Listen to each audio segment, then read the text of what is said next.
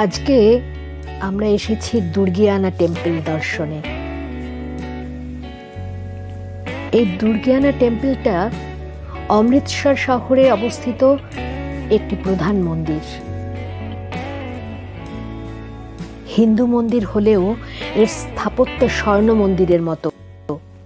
এই মন্দিরের চারদিকে রয়েছে জলাশয়। দেবী দুর্গার উদ্দেশ্যে নিবেদিত হলেও বিভিন্ন হিন্দু দেবদেবীরা এখানে পূজিত হন।